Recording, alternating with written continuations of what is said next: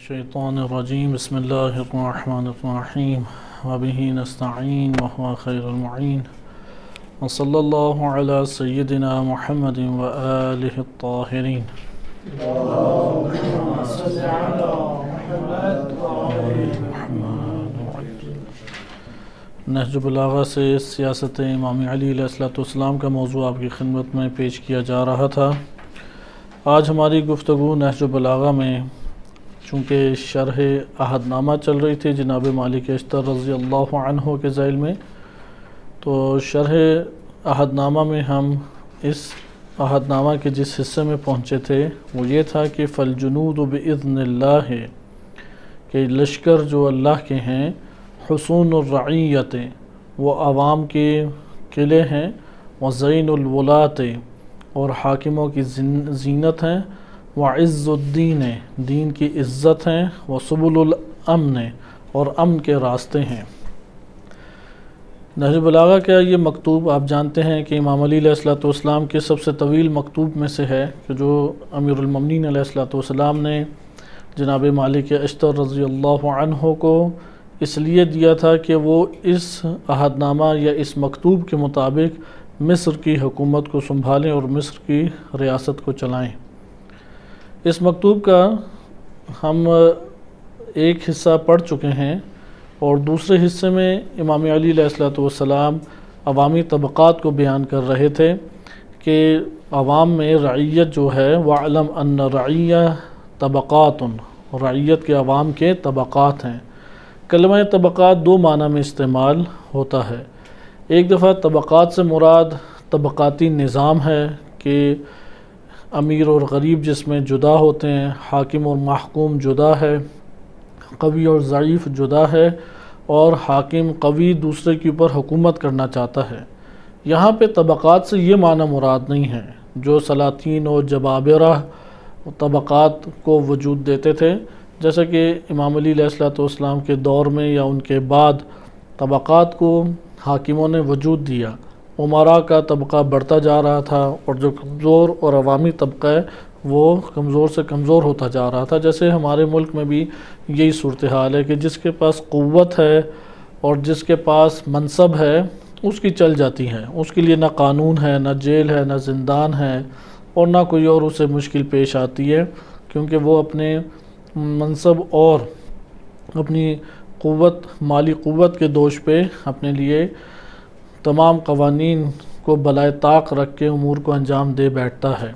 اسے کہتے ہیں طبقاتی نظام۔ کسی بھی ملک، معاشرے، ریاست کی تباہی کے لیے طبقاتی نظام ایک عذاب کی مانند بن جاتا ہے، اور رفتہ رفتہ وہ ریاست تباہ ہو جاتی ہے۔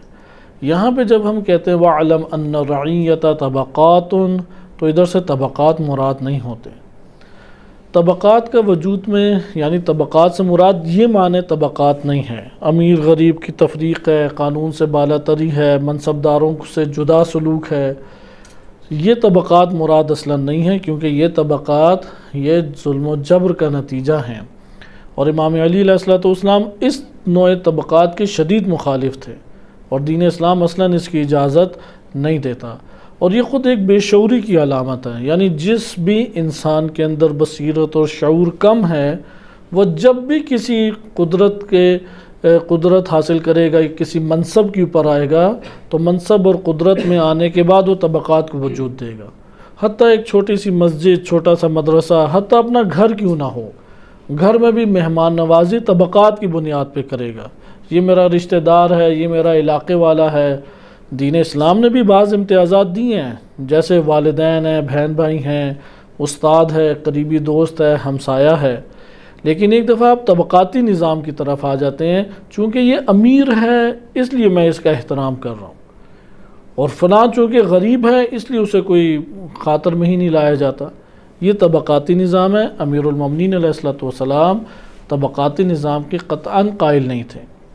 وَعْلَمْ أَنَّ رَعِيَّةَ طَبَقَاتٌ، ادھر طبقات سے مراد ہے، جیسا کہ گزشتہ دروس میں تفصیل گزر چکی ہے، اور شارحین نہج البلاغہ نے اس نقطے کی طرف خصوصی طور پہ توجہ دلائی ہے قارئین کی، کہ طبقات سے مراد وہ سلاطین اور جبابرہ، یونان اور روم اور اس طرح کی حکومتوں میں جو طبقات پائے جاتے تھے وہ کوئی ذہن میں تصور نہ لائے۔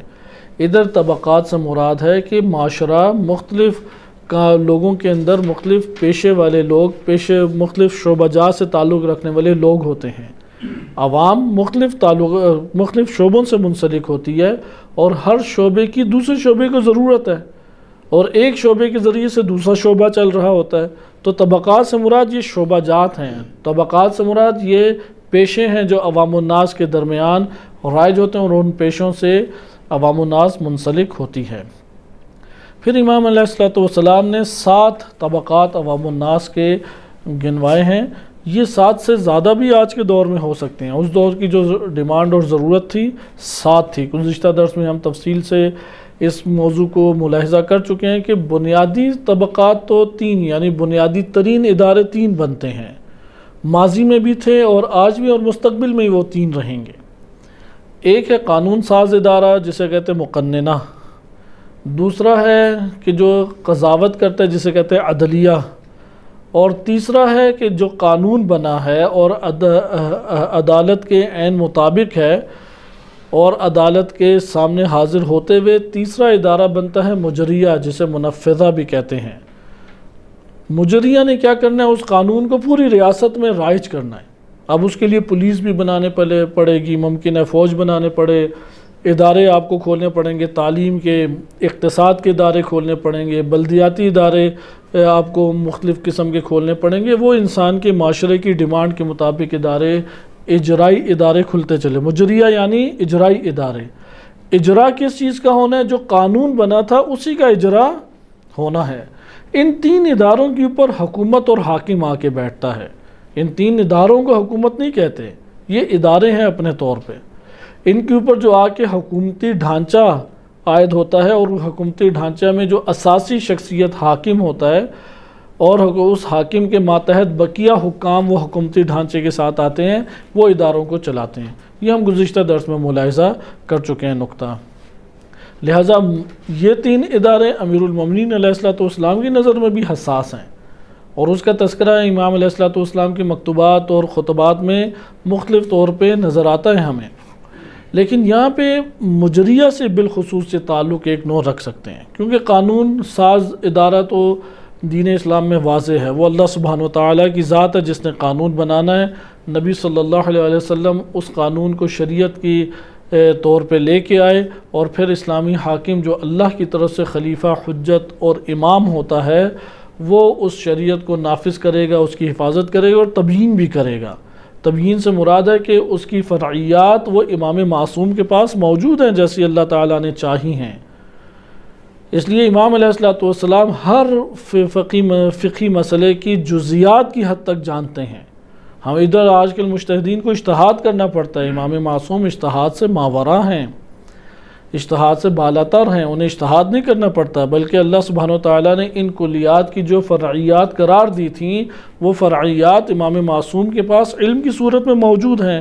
یہ اللہ تعالیٰ کا عطا کردہ ان ہستیوں کے پاس علم ہے، اور امام علیہ السلام پھر اس کے مطابق حکومت مختلف حاکموں کا انتخاب کر کے چلاتے ہیں، اور وہ حاکم ان مسائل میں جہاں درپیش ہو وہاں امام کی طرف رجوع کریں گے۔ جیسے آج کے دور میں بھی کہیں مشکل پیش آتی ہے تو امام کی طرف رجوع کرتے ہیں، اور اسی کو آج کے دور میں ہم تقلید سے بھی تعبیر کرتے ہیں۔ تقلید میں مثلا امام علی علیہ السلام کے دور میں حاکم معین تھے، مالک اشتر ہیں، محمد بن ابی بکر ہیں، یا اسی طریقے سے دیگر حکام ہیں۔ وہ حکام امام علیہ السلام کی طرف رجوع کرتے تھے، اور ان حاکموں کے ذریعے سے عوام امام کے احکامات پہ عمل کرتی تھی۔ آج کے دور میں بھی امام زمان علیہ السلام بعنوان امام موجود ہیں، اور ان کے پھر آگے نائبین موجود ہیں، نیابت عمومی۔ ان نیابت عمومی میں عوام الناس ان نائبین کی طرف رجوع کرتی ہے، اور وہ امام ائمہ اطہار علیہ السلام سے حکم کو استنباط کر کے عوام تک پہنچاتے ہیں۔ لہٰذا یہ ایک ہمارے پاس سلسلہ قانون ساز، قانون کے طور پہ چلتا ہے۔ قانون اپنی طرف سے ایجاد نہیں کیا جائے گا، قانون جو ہے امام علیہ السلام امام علی علیہ السلام کے دور میں وہ ایجاد کردہ قانون نہیں تھے، بلکہ اللہ سبحانہ وتعالیٰ کی طرف سے امام علی علیہ السلام کے علم میں جو موجود تھے وہی قانون معاشرے میں لاگو ہوتے تھے۔ آ جاتی ہے دوسری بات عدلیہ کی۔ عدلیہ کے حوالے سے ہم قاضی القضات جو کہ قاضی شرع تھا اس کے ذیل میں کچھ بیان پڑھ چکے ہیں۔ تیسرا آ جاتا ہے مجریہ، اجرائی ادارے۔ جب اجرائی ادارے آتے ہیں تو اس اجرائی اداروں کی ہم ایک تفصیل پڑھ چکے ہیں کہ امام علی علیہ السلام کے دور میں ایک ریاست کس طرح سے تقسیم ہوتی تھی، اور شہروں کے اندر ایک بنیادی شہر ہوتا تھا، اس شہر کے ماتحت بقیہ ذیلی شہر آتے تھے، ان شہروں کے ذیل میں قصبے آ جاتے تھے، اور پھر اس طریقے سے بیت المال کا ایک بڑا ادارہ تھا، کتابت کا ایک بڑا ادارہ تھا۔ تو اجرائی ادارے اس طریقے سے وہاں پہ کام کرتے تھے۔ ہم یہ کہہ سکتے ہیں کہ یہاں پہ جو طبقات امیر المومنین علیہ السلام نے ذکر کیے ہیں یہ اجرائی اداروں کا بیان کیا ہے۔ مثلا آپ 7 ادارے دیکھیں، وہ کون کون سے ہیں؟ پہلا ہے جنود اللہ، لشکر، فوج کے لشکر یا اللہ کے لشکر، اللہ کی فوج یا اللہ کے لشکر۔ دوسرا ہے جو امام نے ذکر کیا کتاب العامت والخاصہ، عمومی خصوصی لکھت پڑھت والے، یعنی پیغام رسانی والا ادارہ۔ تیسرا ہمارے پاس ادارہ آ جاتا ہے قضات العدل، عدالت برپا کرنے والا ادارہ۔ یہ بنیادی وہی عدلیہ میں آ جاتا ہے، یہ مجریہ کے دائرے سے ہٹ کے عدلیہ میں آتا ہے، البتہ عدلیہ کا ادارہ بھی اجرا کرے گا اپنے ذیلی ادارے کھول کے۔ چوتھا آ جاتا ہے عمال الانصاف والرفق، انصاف برپا کرنے والے اور مہربانی کرنے والے کارمند، یعنی کارمند سے مراد ہے عملہ، عمال یعنی وہ آفیسرز یا وہ افسران کے جن کو معین کیا گیا کہ وہ ادارے بنا کے معین کیا گیا کہ یہ انصاف برپا کریں اور لوگوں سے مہربانی سے پیش آئیں۔ انہی میں سے ایک ہے اہل جزیہ والخراج، کہ اس کی انشاءاللہ تفصیل آئے گی، یہ بھی ایک اجرائی ادارہ بن جاتا ہے۔ اور پھر آ جاتا ہے تجار و اہل صناعہ، اور اس کے بعد سب سے نچلا طبقہ آ جاتا ہے جو مساکین میں سے ہیں، کہ یہ رعیت اور عوام الناس کا خصوصی طبقہ شمار ہوتا ہے۔ بس عوام الناس کو امام علی علیہ السلام نے ایک تقسیم کیا ہے عمل کو مد نظر رکھتے ہوئے کہ مختلف پیشے ہیں جو معاشرے کے اندر ہیں، ان میں سے اہم ترین پیشوں کو امام نے انتخاب کیا اور جناب مالک اشتر کی توجہ اس کی طرف دلائی ہے۔ ان میں سے جو پہلا طبقہ یا پہلا ایک اہم ترین شعبہ جو ایک معاشرے کے اندر قائم ہوتا ہے اور عوامی طور پہ ہی عوام الناس ہی اس شعبے میں بھرتیاں کی جاتی ہیں، وہ ہے آرمی۔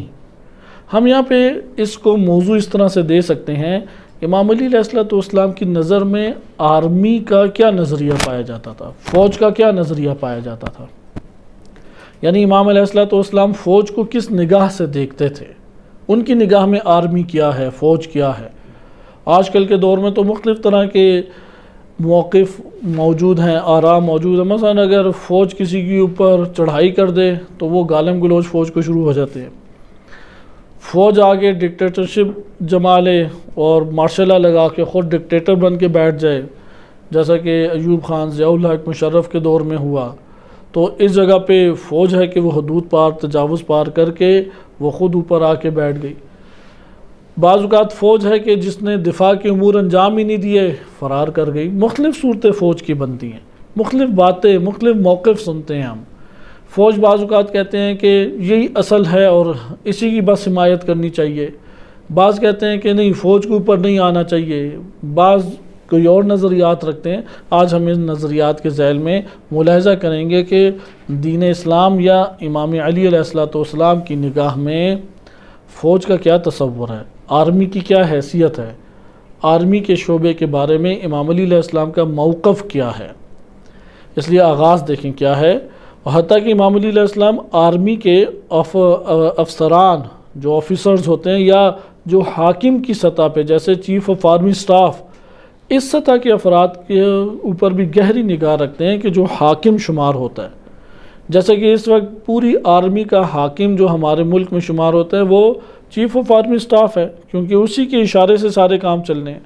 یا اسی طرح جو انٹیلیجنس کا آفیسر ہے، ہماری اطلاعات یا جاسوسی کا ادارہ، کہ ابھی انشاءاللہ جناب مالک اشتر کے اسی عہد نامے کے ذیل میں جاسوسوں کے بارے میں امام علی علیہ السلام کا موقف بھی آئے گا کہ اطلاعات، انٹیلیجنس، جاسوسوں کے بارے میں کیا موقف ہے امیر المومنین علیہ السلام کا، ان کی حدود کیا ہیں، کیا وہ کسی بھی قانون و ضابطے کے پابند نہیں ہیں، کوئی بھی ان کے ذہن میں فکر ڈال دی جائے وہ کچھ بھی کام کر سکتے ہیں، یعنی اس کے کچھ ضابطے ہیں، کچھ طریقے ہیں، یہ شعبہ ہونا چاہیے یا نہیں ہونا چاہیے، یہ انشاءاللہ تعالی آگے آئے گا۔ امام علی علیہ السلام نے اس میں سب سے پہلا جو طبقہ بیان کیا ہے، جو عوام الناس اور معاشرے کے اندر ضروری ہے، اس شعبے کا ہونا ضروری ہے، وَإِلَّا معاشرے کے اندر اجرائی امور انجام نہیں پائیں گے، معاشرہ اپنی ساخت میں باقی نہیں رہے گا، وہ ہے فوج کا ادارہ۔ لہذا امام نے 4 اوصاف فوج کو عطا کیے، 4 اوصاف۔ پہلا انہوں نے کہا فَالْجُنُودُ بِإِذْنِ اللَّهِ، یا جنود جو ہیں بِإِذْنِ اللَّهِ، اللہ کے حکم سے۔ یہ جو لشکر ہیں، فوج ہے، آرمی ہے کسی بھی ریاست میں، یہاں پہ جنود سے مراد جنود الحق ہیں، حق کے لشکر، کیونکہ باطل کی فوج اس کی قدر و قیمت اور احترام نہیں ہے۔ مثلاً آپ بیرونی ممالک میں آپ آ جائیں، ان کے لشکروں کی عزت احترام دین اسلام نے وہ برقرار نہیں رکھی جو اسلامی لشکروں کی ہے، اسلامی فوجیوں کی ہے، اسلامی ریاست کے فوجیوں کی ہے، اس کا احترام موجود ہے۔ فالجنود، ادھر جنود سے مراد کیا ہے؟ جنود الحق، جو حق کے لشکر ہیں، نہ کہ کوئی بھی لشکر۔ داعشی ایک لشکر بنا لیں، طالبان ایک لشکر بنا دیں، بوکو حرام ایک ملک میں کھڑے ہو کے لشکر بنا دے، نہیں، یہ لشکر مراد نہیں ہے۔ یا ایک ریاست اور ایک ملک ہے، ادھر ایک لشکر فوج کے عنوان سے موجود ہے اس ریاست کی حفاظت کرنے کے لیے، اندرونی امن و امان کے لیے پولیس موجود ہے، ادھر سے اور مزید لشکر نما اٹھائے جائیں۔ ہاں، اگر فوج نہیں کام کر پاتی دفاع کا، یعنی جو اس کی ذمہ داری ہیں، وہ امنیت کا امر انجام نہیں دے پاتی، تو یہاں پہ ریاست کے جو غیور افراد ہیں، جو شجاع افراد ہیں، وہ فوج کی اتنی مدد کریں۔ لیکن اگر فوج میں اتنی کرپشن آ چکی ہے کہ نہیں ایسا ہو سکتا، تو وہاں پہ وہ پھر اپنی حفاظت کا خود اہتمام کریں۔ جیسے لبنان کے اندر یہی ہوا، لبنان میں حزب اللہ کی تشکیل کی ایک بنیادی اور اہم وجہ یہ تھی کہ لبنان کی فوج کوئی کردار ادا نہیں کر سکتی تھی، اس قدر ضعیف تھی کہ وہ نہ اپنے ملک کو بچا سکتی ہے اسرائیلیوں سے، اور نہ اپنے ملک کے اندر جو مختلف طرح کے ناامن واقعات جنم لیتے ہیں اور دیگر ممالک کے جو اثر و رسوخ ہیں اور اس کی بنیاد پہ وہاں کے کرائے کے قاتل خریدا کرتے تھے، اس کی روک تھام کر سکتی ہے۔ یہاں تک کہ جو بارڈر ایریاز تھے اس کے اوپر کھلے عام اسرائیلی بربریت دکھاتے تھے، وہاں پہ بے حالت مجبوری جہاد کے عنوان سے امام موسیٰ صدر نے سب سے پہلے فتویٰ جاری کیا یا اعلان کیا 1973 یا 74 کے دائرے میں، اور وہاں سے پھر آغاز ہوا، کیونکہ حفاظت کوئی بھی نہیں کر رہا۔ ملک کی جو فوج ہے وہ اصلاً ان علاقوں میں آتی ہی نہیں ہے، ملک کے اندر جو کرپشن ہو رہی ہے اس کرپشن کی وجہ سے فوج کا ادارہ اس قدر ضعیف ہے کہ وہ ملک کے اندر کے حالات کوئی کنٹرول نہیں کر سکتی۔ بیرونی دشمن تو بہت دور کی بات ہے، یعنی اندرونی طور پہ اگر کوئی بدماش قوت اختیار کر لے تو لبنان کی فوج یہ صلاحیت نہیں رکھتی تھی کہ جا کے اسے پکڑ لے، وہ اصلاً یہ صلاحیت کی مالک نہیں تھی، تھوڑی سی ان کی تعداد تھی، اسلحہ ان کے پاس برائے نام موجود تھا۔ اس صورت میں وہاں پہ اپنا دفاع کرنے کے لیے حزب اللہ کی تشکیل ہوئی، لہٰذا حزب اللہ نے ملک کی حفاظت کے عنوان سے قدم اٹھایا، ایک اسلامی ریاست، ایک اسلامی وطن کے، اس اسلامی ملک کے دفاع کے لیے وہاں پہ قدم اٹھایا، اور اس حزب اللہ کے لیے راہ ہموار ہوتی گئی۔ لہذا ضروری نہیں ہے کہ ہر جگہ پہ ایک عسکری لشکر ہی تیار ہو، جبکہ وہاں پہ قومی طور پہ، ریاستی طور پہ ادارے موجود ہیں۔ یہ بس ہمارے پاس ابھی ہم امام علی علیہ السلام کے موقف کے تحت دیکھیں گے کہ فوج کا کیا یہاں پہ کام بنتا ہے۔ مثال کے طور پہ ہم اپنے وطن عزیز کی مثال لے لیتے ہیں اور ایک سوال اٹھاتے ہیں، آیا پاکستان کے اندر اگر ہم حکومت اسلامی یا نظام اسلامی کو بھی چاہتے ہیں تو نظام اسلامی و حکومت اسلامی کے لیے ضروری ہے کہ ایک لشکر مثل حزب اللہ یا ایک لشکر الہی جو کہ مسلح ہو اور عسکری پوری صلاحیت رکھتا ہو وہ تو تب اسلامی نظام آئے گا، یا نہیں؟ اس کے لیے عوامی تحرک چاہیے۔ بالفاظ دیگر مکتب تشیع و مکتب امیر المومنین علیہ السلام کی نگاہ میں ایک ریاست کے اندر اسلامی نظام کو برپا کرنے کے لیے آیا عوامی تحرک کو برپا کرنا چاہیے یا نہیں، بلکہ ایک لشکر کو وجود دیں اور وہ لشکر مختلف جگہوں کے اوپر حملے کرے اور اپنے اقتدار کو مضبوط کرتا رہے، یہاں کی پوری گورنمنٹ کو آ کے سنبھال لے؟ آیا اس کی گنجائش ہے؟ مکتب تشیع کے اندر اس دوسرے مرحلے کی گنجائش نہیں ہے۔ اہل سنت میں یہ نظریہ پایا جاتا ہے کہ آپ ایک لشکر بنائیں اور وہ لشکر اگر حکومت پہ قابض ہو جائے تو پورے کے پورے ملک اور ریاست پہ شرعاً واجب ہے کہ وہ اس کی اطاعت کرے۔ مکتب اہل بیت علیہ السلام اصلاً اس نظریے کا قائل نہیں ہے کہ طاقت کے زور پہ لشکر کشی کر کے، لشکروں کو بنا کے، عسکری ٹریننگ دے کے آپ حکومت کے اوپر قابض ہو جائیں اور پھر لشکر کشی کر کے سب کی گردنوں کو جھکا دیں اور جبراً ان سے اپنی بات کو منوایا جائے۔ اس لیے ائمہ اطہار علیہ السلام کی جو روش ہے وہ روش عسکری روش نہیں تھی، وہ روش تبلیغی روش تھی، دعوت کی روش تھی، عوام کو متحرک کر کے شعور دے کے برپا کرنے کی روش تھی۔ حتیٰ کہ خلیفہ سوم کے انشاءاللہ یہ عہد نامے کے بعد ہمارا موضوع اگلے مرحلے میں داخل ہوگا۔ امام علی علیہ السلام کے دور میں ایک ریاست کے مسائل، کیونکہ ابھی ہم حکمرانوں کو پڑھ رہے ہیں تو ریاست کے مسائل میں آئے گا کہ خلیفہ سوم کے دور میں امام علی علیہ السلام نے کیوں عسکری طور پہ وہاں پہ کوشش نہیں کی، وائلہ زمین بہت ہموار تھی کہ ایک عسکری ونگ بناتے، ایک عسکری لشکر بناتے اور قابض ہو جاتے۔ لوگوں کا رجحان بھی اس طرف سے تھا اور بڑے پیمانے پہ امام قبضہ بھی کر لیتے۔ بہرحال انشاءاللہ یہ موضوع لوٹ کے آئیں گے، ہم ادھر آئیں، ان سب سوالوں کے جواب ترتیب سے ہمارے پاس آتے ہیں، اور اس میں ہمارے لیے آج کے دور میں سب سے بڑا نمونہ عملی وہ امام خمینی رحمۃ اللہ علیہ کی ذات ہے۔ امام خمینی رحمۃ اللہ علیہ کے پاس جو ادھر کے انقلابی حلقہ تھا ان کی جانب سے شہید مطہری رحمۃ اللہ علیہ گئے نمائندہ بن کے فرانس میں، اور تقاضا کیا کہ ہمیں برے طریقے سے جو سواقی ہیں اور جو شاہ کے کارندے اور شاہ کے فوجی ہیں وہ ہمیں برے طریقے سے مارتے ہیں، اور ہمیں اپنے دفاع کے لیے اور مقاومت کے لیے ضرورت پیش آ رہی ہے کہ ایک لشکر کو تشکیل دیں تاکہ ہم مقاومت کر سکیں اور ان کا مقابلہ کر سکیں۔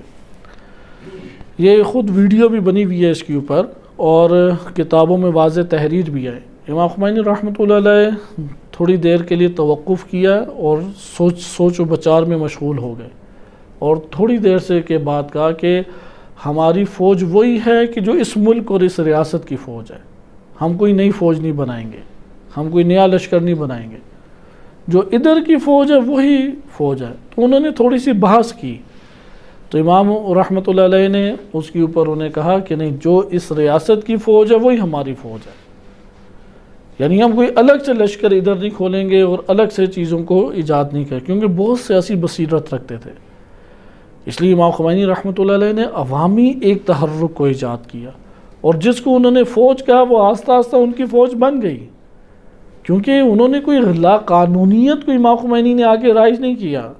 امام خمینی نے کوئی ریاست طلبی کے طور پہ حکومتوں کو حاصل نہیں کیا جیسا کہ سارے سیاستدانوں کی دوڑیں لگتی ہیں۔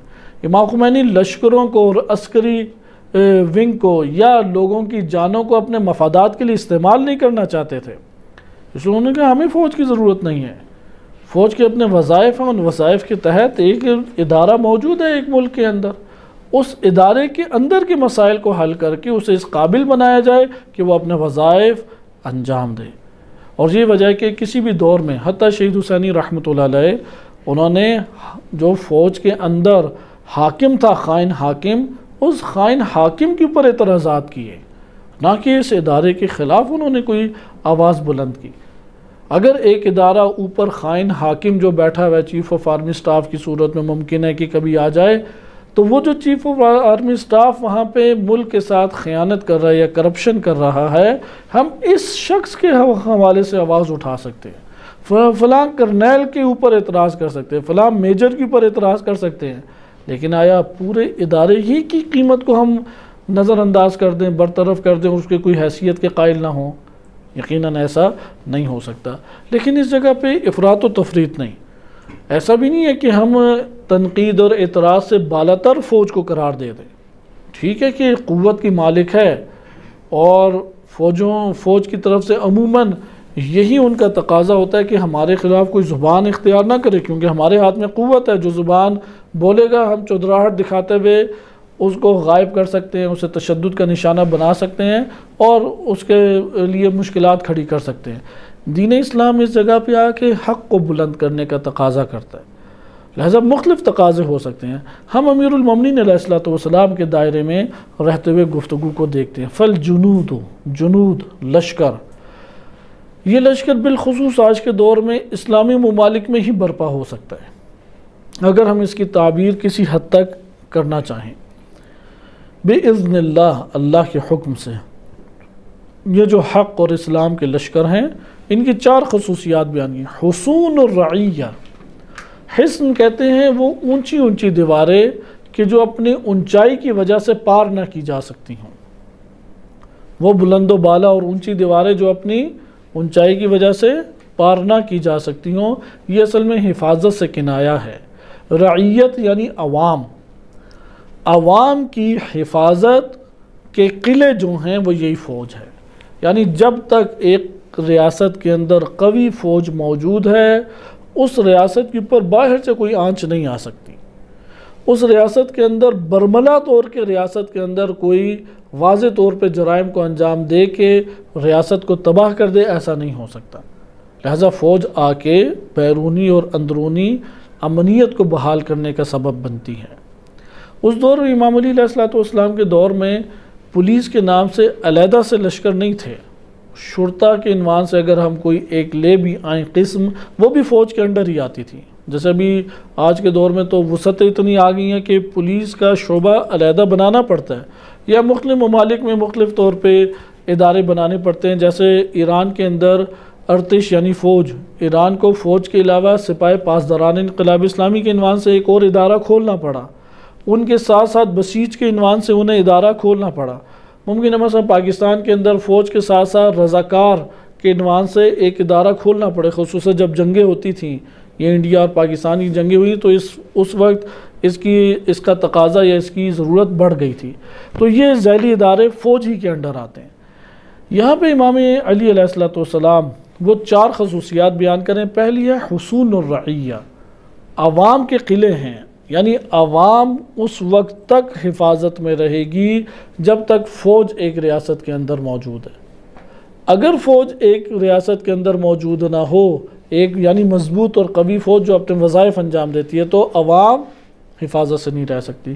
دوسرا ہے زین الولات، حکمرانوں کی زینت ہیں، یعنی حکمرانوں، کیونکہ فوج ہمیشہ انڈر رہے گی، حکمرانوں کے انڈر ہوگی، خود حکمران نہیں بنے گی۔ یعنی اس دور میں بھی یہی بات تھی کہ فوج نے حکمران نہیں بننا۔ آج کے دور میں، اور یہ بات صرف دین اسلام کی نہیں، غیر مسلم بھی یہ بات جانتا ہے کہ فوج ایک ادارے کی اوپر حکمرانی نہیں کر سکتی۔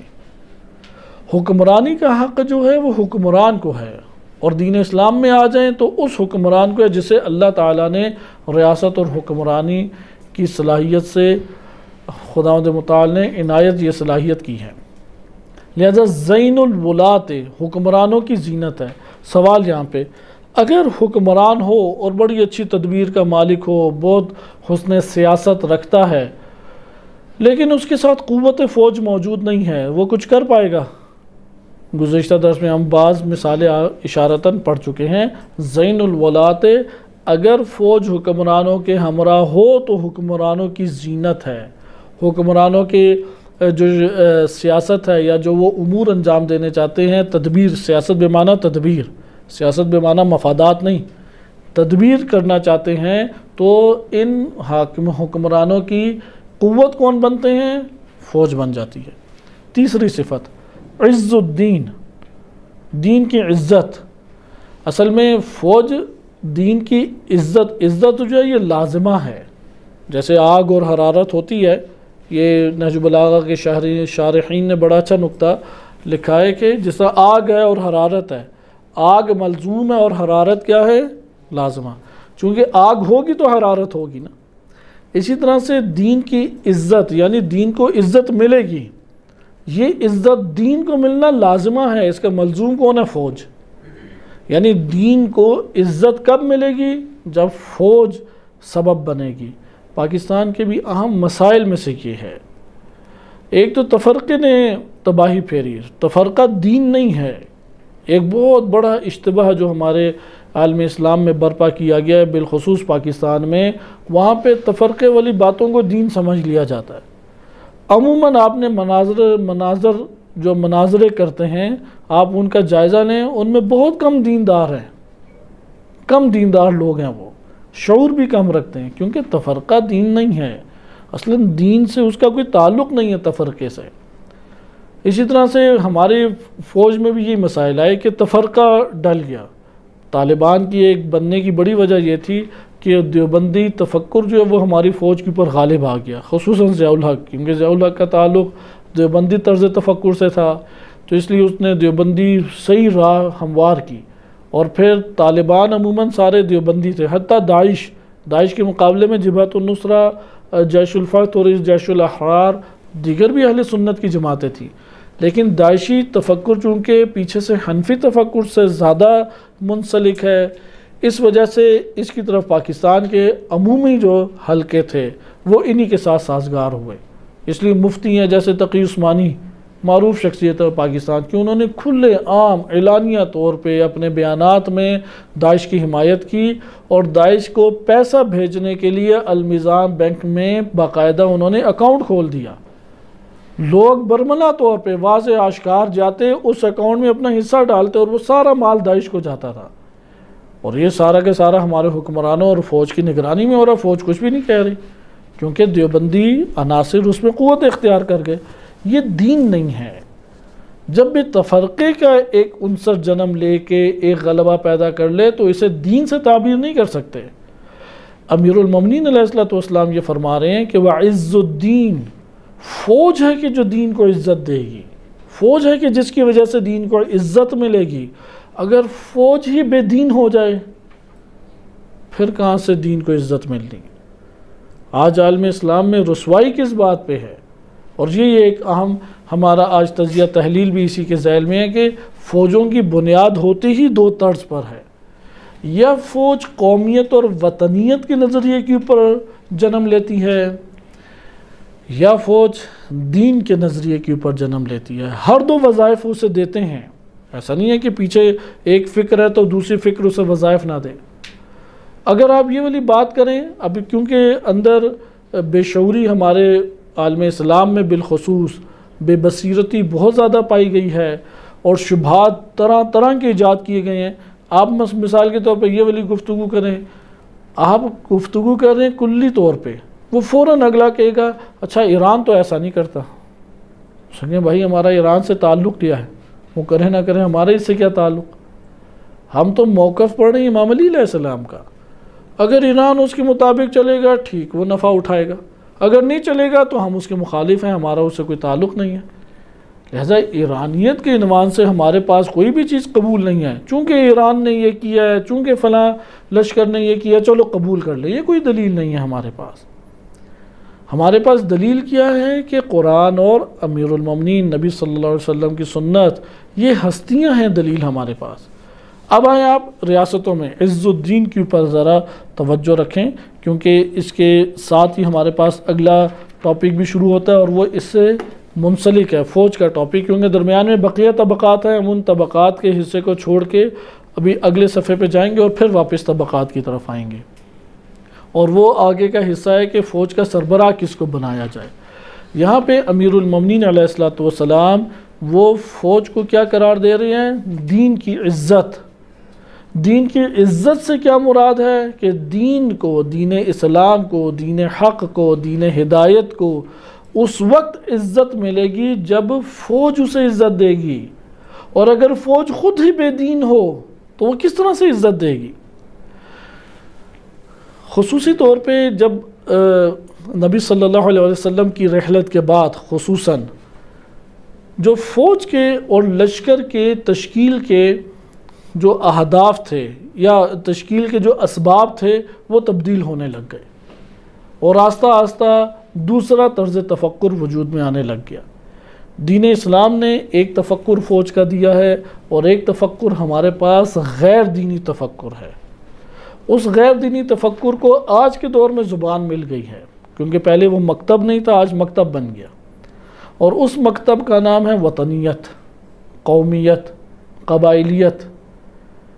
یہ جو وطنیت کا مکتب ہے یہ سب سے پہلے ریاست کے دشمن ہوتے ہیں، یہ ایک تفصیلی بحث ہماری گزر چکی ہے۔ پاکستان اور بنگلہ دیش میں تقسیم جو ہے وہ نہ دیوبندی نے برپا کی، نہ بریلوی نے، نہ اہل حدیث نے، نہ شیعہ نے، وہ وطنیت کے عنصر کی وجہ سے تقسیم ہوئی تھی۔ اسی طریقے سے بقیہ آپ تقسیمات دیکھیں کہ پاکستان کو جتنا نقصان وطنیت نے پہنچایا ہے اتنا نقصان کسی اور شے نے نہیں پہنچایا۔ آئیں ابھی ہم دیکھتے ہیں کہ ان دونوں کے نتائج کیسے جدا ہیں۔ یعنی کسی بھی ریاست میں، کسی بھی ملک میں فوج کا ادارہ دو میں سے ایک تفکر پہ قائم ہوگا۔ ایک تفکر ہے قومیت و وطنیت، انہیں سبق پڑھایا جائے گا کہ تمہاری ماں تمہاری دھرتی ہے، تمہارا ایمان تمہارا دھرتی، تمہاری ریاست تمہارا ملک ہے، تمہارا دین تمہاری دھرتی ہے، ہر شے تمہاری دھرتی ہے۔ اور نافہم انسان، جو بے شعور انسان ہے، وہ یہ سمجھتا ہے کہ اس سے وطن کی حفاظت ہو جائے گی۔ اس سے تو تاریخ میں کبھی وطن کی حفاظت نہیں ہوئی، اسی نے تو انسانیت کو ساری مشکلات میں ڈالا، اسی نے تو ظلم و ستم کا انسانیت کو نشانہ بنایا۔ یہ تو ایک شیطانی سوچ اور فکر ہے کہ آپ ایک خطے کی سرحد کو آپ ہر چیز سے اوپر بالا تر، اللہ سے بھی اوپر بالا تر قرار دے دیں۔ یعنی وہ زمین جس کا مالک اس دنیا میں موجود ہے وہ اللہ سبحانہ و تعالیٰ کی ذات ہے، وہ زمین اور وہ خطہ کہ جس کے اوپر سب نعمتیں اس مالک کی طرف سے آ رہی ہیں، وہ کہے کہ میں مالک کو بھی نہیں مانتا، میری مالک بھی یہ دھرتی، اور میرے سب دین بھی یہ دھرتی، ایمان بھی یہ دھرتی، اور سب کچھ یہ دھرتی۔ جس فوج کی بنیاد یہ ہو، یہ تو ایک ملحدانہ نظریہ ہے، یہ وطنیت کا ایک مشرکانہ نظریہ بنتا ہے۔ ایک بیس ریاستوں میں یہ ہوتی ہے، اس کے مد مقابل ایک اور بیس ہے۔ وہ جو طرز تفکر ہے، وہ طرز تفکر یہ بنتا ہے کہ فوج کا جو وجود ہے، فوج کی تشکیل، وہ دین کی اساس کے اوپر ہو، یعنی اس کا حاکم اللہ تصور ہو، اس کے اہم ترین بنیادی قوانین وہ اللہ سبحانہ و تعالیٰ سے جو نبی صلی اللہ علیہ وسلم لے کے آئے اس کے اوپر وہ وجود میں آئیں۔ دونوں کے نتائج ابھی میں آپ کی خدمت میں واضح کر کے بتاتا ہوں کہ کس طریقے سے جدائیاں پھر پیدا ہوتی ہیں اور فوج کے موقف بدلتے ہیں۔ ہم اس کو پہلے اسلامی نظریے کو کہ فوج کی تشکیل کیسے ہونی چاہیے، اسلامی موقف اس کے بارے میں کیا ہے۔ دین اسلام فوج کو ایک اساسی شعبہ سمجھتا ہے۔ بے شک دشمن آپ کا نہیں ہے، پھر بھی فوج ہونی چاہیے۔ بے شک ابھی ریاست میں مسائل پیدا نہیں ہوئے، پھر بھی فوج کی تشکیل ہونی چاہیے۔ بالخصوص اگر دشمن بھی موجود ہے تو یہاں پہ پہلا وظیفہ جو فوج کا ہے، جو قرآن کریم سورہ نساء آیت نمبر 71 میں ذکر کر رہی ہے۔ سورہ نساء واضح طور پہ آیت نمبر 71 میں، یا ایھا الذین آمنوا، اے ایمان لانے والو، خذوا حذرکم، خذوا حذرکم، اپنے مورچوں کو سنبھال لو۔ اے ایمان لانے والو، اس لیے میں نے عرض کیا کہ اسلامی ریاستوں کی فوج وہ مسلمان فوج ہے، وہ اسلامی فوج ہے۔ اس کی ضروری ہے کہ اس کی تشکیل، اس کی بنیاد، اس کے وظائف، اس کی نظر، اس کا سوچنے کا انداز وہ دینی ہونا چاہیے۔ اگر وہ دینی نہیں ہوگا، دین کو عزت کبھی نہیں میسر آئے گی۔ کیوں؟ کیونکہ یہی فوج کیا عز الدین ہے، دین کی عزت دین کو دینے والی ہے۔ یا اللہ سبحانہ و تعالیٰ فرماتا خذوا حذرکم، اپنے مورچوں کو سنبھال لو۔ یعنی فوج کا پہلا کام جو قرآن کریم بیان کر رہا ہے، ایمان سے پتہ لگا ایمانی فوج کو یہ حکم ہے۔ نمبر 2 کہ وہ مورچوں کو سنبھالے، مورچوں کو نہ چھوڑے، مورچوں کی حفاظت۔ جہاں سے دشمن، مورچوں سے کیا مراد ہے؟ ہر وہ جگہ جہاں سے دشمن آ سکتا ہے یا کمینگاہ لگائے ہوئے ہے، یعنی وہ انجانے میں غفلت سے فائدہ اٹھا کے حملے کر سکتا ہے، وہاں پہ مورچہ لگا دو اور مورچے کے اوپر ثابت قدمی سے بیٹھ جاؤ۔ پھر آگے فرماتا ہے اللہ سبحانہ وتعالیٰ فَانْفِرُوا ثَبَاتٍ، اور تم ثابت قدمی کے ساتھ وہاں پہ ڈٹے رہو۔ اگر تم نے کوچ کرنا ہے، آگے بڑھنا ہے، یا جو تدبیر بھی اختیار کرتے ہو، اس میں ثبات نظر آنا چاہیے، یعنی ثبات، اس مورچے کو ثابت کرو، پھر جہاں جانا چاہتے ہو چلے جاؤ۔ صحیح ہے؟ یعنی وہ مورچہ اور دشمن سے جو ایک دھڑکا لگا ہوا ہے حملہ کر سکتا ہے، اس جگہوں کو سب سے پہلے محفوظ کرو۔ ہم اس کو اپنی زبان میں کہتے ہیں کہ فوج کی پہلی ذمہ داری ہے سرحدوں کی حفاظت۔ فوج کی پہلی ذمہ داری ہے، جب ہم ذمہ داریوں کا تعین کریں گے، وہاں پہ ہم اصلاح کے اعتبار سے، ایک دفعہ ہوتا ہے تباہ کاری اور فتنوں کے لیے اعتراض کرنا، ایک دفعہ اصلاح کے اعتبار سے آپ اعتراض رکھ سکتے ہیں۔ ایک ریاست کے باعزت شہری ہوتے ہوئے اپنے ملک اور اپنی ریاست کے لیے ایک جو محبت کا عنصر، رغبت کا عنصر ہے، اور اس کی اصلاح کی جو فکر ہے، جو کہ ایک کاملاً دینی فکر ہے، اس کے اعتبار سے آپ ایک موقف دے سکتے ہیں، ایک تنقید کر سکتے ہیں، اس میں کوئی عیب اور حرج نہیں ہے۔ لہٰذا آپ دیکھیں گے پہلا کیا دین اسلام میں حکم آیا کہ فوج کا ادارہ ہو، اور فوج کی ذمہ داری کیا ہے؟ سرحدوں کی حفاظت، یعنی خذوا حذرکم، جہاں سے دشمن آ سکتا ہے۔ آج کے دور میں تو دشمن کے آنے کے بہت چانسز ہیں، میڈیا کے ذریعے سے بھی دشمن آ سکتا ہے، اسی طریقے سے کتابوں کے ذریعے، قلم کے ذریعے، فلموں کے ذریعے، ڈراموں کے ذریعے، کرپٹ حکمرانوں کے ذریعے کئی مورچے بن چکے ہیں۔ فوج کی نگاہیں ہونی چاہیے۔ آج اگر فوج کی نگاہیں میڈیا کے اوپر نہ ہو تو میڈیا تباہ و بربادی پھیر سکتا ہے، اور پھیر بھی رہا ہمارے ملک میں۔ لہٰذا آپ نے ایک ملاحظہ کیا وظیفہ۔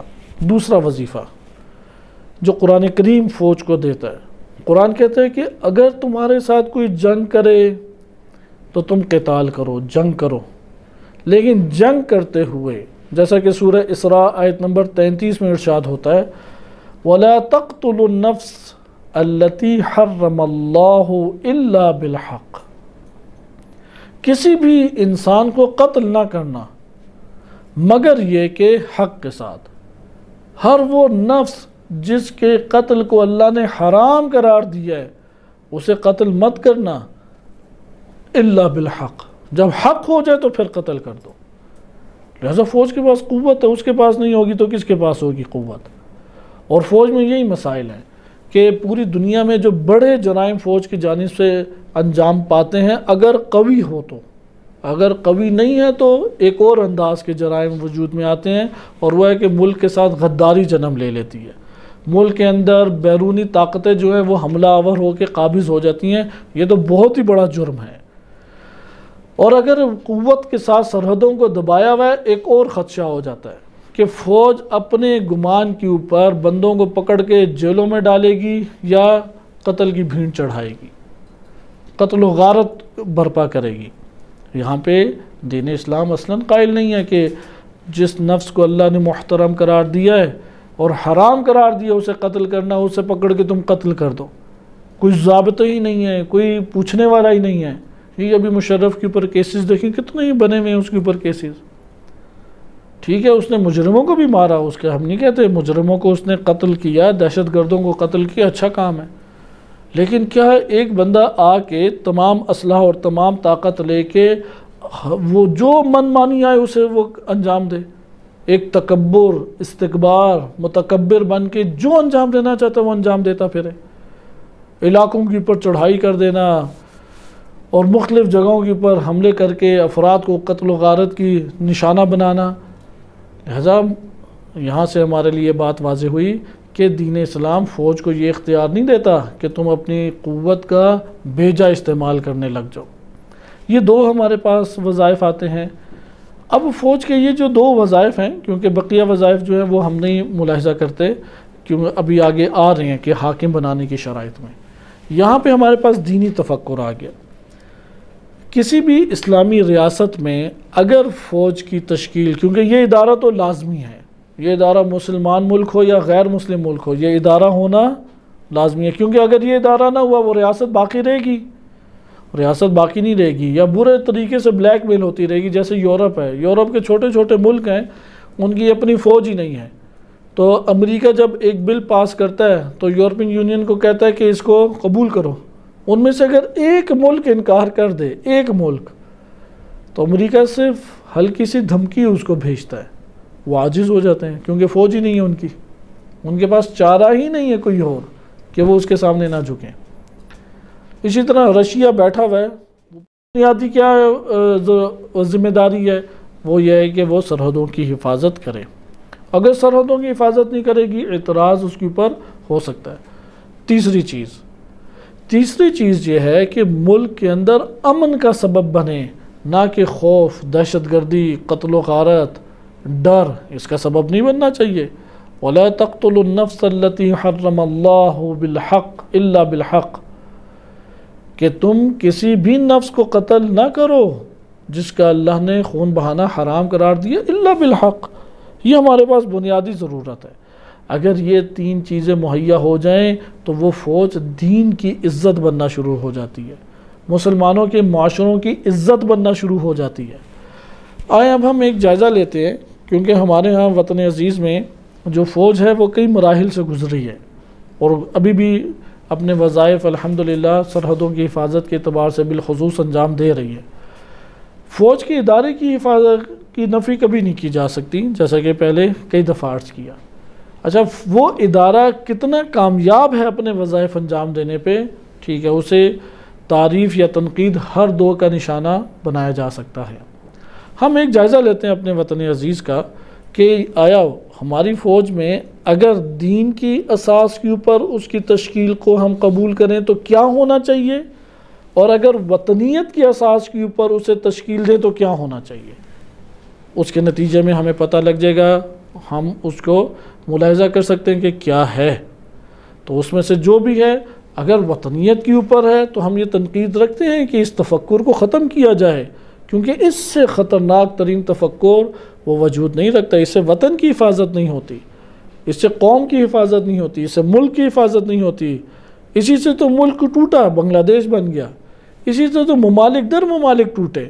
پہلی جنگ عظیم، دوسری جنگ عظیم، ایک ہی وطن اور ریاست توڑ توڑ کے انہوں نے کئی چھوٹے چھوٹے ممالک بنا دیے.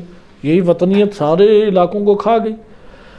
آئیں، اگر دینی اساس کے اوپر فوج کی تشکیل ہو تو پہلی چیز، فوج کے اندر غیر اسلامی چیزوں کو پروان نہیں چڑھایا جائے گا.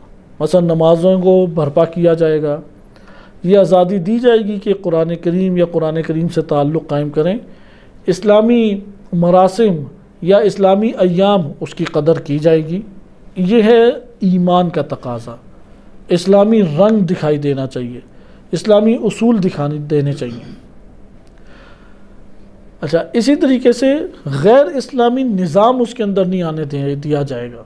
مثلا سودی نظام ہے، طبقاتی نظام ہے، خیانتوں کو اس کے اندر نہیں آنے دیا جائے گا. یہ چیزیں ادھر سے ختم کرنا ضروری ہیں. اس طور پہ اگر فوج تشکیل پائے تو ہم کہیں گے یہ ایک اسلامی لشکر بنتا ہے، اسلامی فوج بنتی ہے. اچھا، اس کی پہلی ذمہ داری کیا ہے؟ پہلی ذمہ داری اپنے وطن کی حفاظت ہے، لیکن اس کی ذمہ داری اس کے اوپر ختم نہیں ہوتی. اس کی ذمہ داریوں میں سے ایک ذمہ داری بنتی ہے کہ وہ دین اسلام کی ممد اور معاون بنے، وہ مسلمانوں کی ایک قوت بنے، وہ دشمنان اسلام و دشمنان خدا و رسول ان کے لیے ایک باقاعدہ مبارزے کی حالت اختیار کرے. پاکستان کی فوج میں الحمدللہ بعض یہ خوبیوں میں سے بعض پائی جاتی ہیں. مثلا اس کا دشمن انڈیا ہے یا اسرائیل ہے، دشمن کے طور پہ ہماری فوج اسے دیکھتی ہے. ہاں، یہاں پہ ایک تنقید بنتی ہے، امریکہ، رشیا، ان کو مثلا امریکہ کو دشمن کے طور پہ نہیں دیکھتی، لیکن اس کو ضرور دیکھتی ہے. نمبر 2، مراسم جو ہیں یا ایام دینی ہیں ان کی پاسداری کی جاتی ہے. نمازوں کے لیے آزادی موجود ہے، قرآن کریم کا تقدس موجود ہے، چیزیں موجود ہیں. لیکن یہاں پہ سوال، کس کی تابع ہو، کس کے سامنے سر جھکا دے؟ اگرچہ امیر جو ہوگا وہ فوج میں تو امیر چلتا ہے، لیکن ضروری ہے کہ ولی اللہ سبحانہ وتعالیٰ کو تسلیم کرے، اللہ کی جانب سے اور اس کے رخ سے اپنے ولی کو وہ ملاحظہ کرے۔ اس کے مقابلے میں وطنیت کی اساس پہ اگر فوج ہو تو اس میں کیا ہوتا ہے؟ دیکھیں، وطنیت کی اساس پہ ہو تو پھر یہ شعار فوج کے ہوتے ہیں کہ تیری دھرتی تیرا وطن ہے، تیری ماں تیرا وطن ہے، تیرا دین تیرا وطن ہے، تیرا ایمان تیرا ملک اور تیرا وطن ہے۔ یہ شعار نہیں ہونے چاہیے، یہ شعار کوئی ملک کی حفاظت کا باعث نہیں بنتے، اس شعار کے ہونے سے ملک کی حفاظت نہیں ہو جاتی، اس شعار کے ہونے سے سرحدوں کی حفاظت نہیں ہوتی، سرحدوں کی حفاظت میں آخر بندے مارے جاتے ہیں۔ اگر یہ شعار ہوئے اس کی تو موت وہ ہے، وہ دین اسلام کے مطابق موت نہیں ہے، وہ برحق نہیں مرا، وہ کہ نہیں میرا ایمان اللہ کی ذات پر ہے، اسی طریقے سے میرا دین جو ہے وہ دین اسلام ہے، میں جس کا پیرو ہوں وہ نبی صلی اللہ علیہ وآلہ وسلم ہے، انہیں خاتم الانبیاء والمرسلین میں تسلیم کرتا ہوں۔ یہ فرق آ جائے گا۔ نمبر 2، اگر آپ کی فوج کا جو بیس ہے، اساس ہے، وہ دین ہے، تو پھر جو غیر دینی چیزیں ہیں جیسے شراب ہے ممنوع ہوگی، اسی طریقے سے ڈرامے، فلمیں، گانے ممنوع ہوں گے، اسی طریقے سے جو ہیروز ہیں وہ ہیروز جو ہیں وہ انگریز، ملحد، مشرک یہ ہیرو بنا کے نہیں پیش کیے جائیں گے۔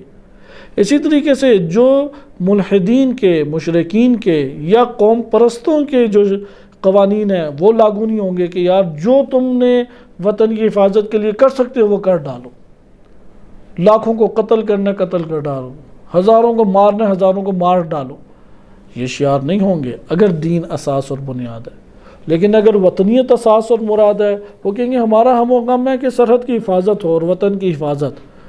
شراب کوئی پیتا نہیں پیتا یہ ایک ذاتی مسئلہ ہے، لہٰذا محفلوں میں شراب چلے گی، گانوں کے بڑے بڑے پروگرام وہ کرائیں گے، اسی طریقے سے موسیقیاں اور گانوں کی جو محافل ہے وہ عام ہوں گی۔ اسی طرح سے یہ جو نامناسب منصوبہ بندیاں ہیں کہ لاکھوں کی جانوں سے کھیل کے اپنے مفادات کو حاصل کریں، جیسے طالبان یہی اسی سوچ سے بنایا، طالبان ایک اسلامی تفکر سے نہیں بنائی گئی، طالبان ایک قوم پرستی کے تفکر سے انہوں نے تشکیل دی۔ خود جنرل حمید گل صاحب آ کے کہتے ہیں کہ ہم نے مفاد حاصل کرنا تھا، اس مفاد کی وجہ سے ہم نے اس طرح سے ایک گیم کھیلی اور ایک منصوبہ بنایا۔ اب کوئی بھی یہ منصوبہ بنائے، اس کا جواب یہ نہیں ہے کہ اچھا ایران بھی تو ایسا کرتا ہے، فلاں بھی تو ایسا کوئی بھی کرے۔ اگر کسی کے لیے بھی ثابت ہو جائے کہ لاکھوں کی جانوں سے کھیل کے، ملک کے اندر خون کی ہولی کھیل کے، آگ میں ڈبو کے انسانیت کو آپ کوئی اسلحہ یا مفاد حاصل کرتے ہیں، یہ منصوبہ شیطانی منصوبہ ہے، یہ قوم پرستوں کا منصوبہ ہے، یہ اسلامی منصوبہ نہیں ہے۔